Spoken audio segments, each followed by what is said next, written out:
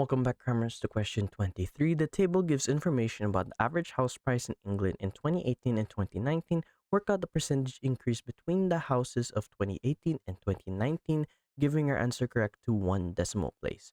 To find the percentage increase, it's simply new minus old divided by old times new. Now, the new value is 231,776. The old value is 228,314. We divide this by the old value, which is 228,314, and we multiply this all to 100, and we can put this into a calculator.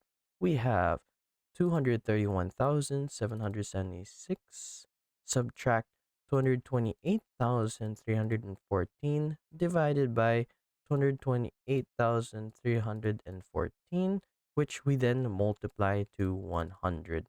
That gives us 1.51 is equivalent to 1.51. And since it's to one decimal place, the value after that is 1, so we round down. And we have 1.5%.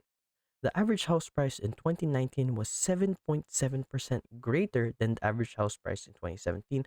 Work out the average house price in 2017. Give your answer correct to three significant figures. So the average house price in 2019 was 231,776. We have to divide this by 7.7 greater than the average house price. So that's simply 7.7 plus 100. And since it's given in percentage, we divide by 100. So 7.7 plus 100 is equal to 107.7 divided by 100. And then we divide by 100. So that's 1, 2. So we have 1.077. So we divide by 1.077. And we can put this into a calculator here. We have 231,776 divided by 1.077.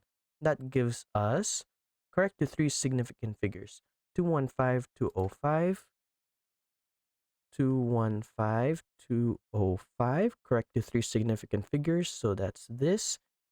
And since it's 2, we round down, so we have 215,000.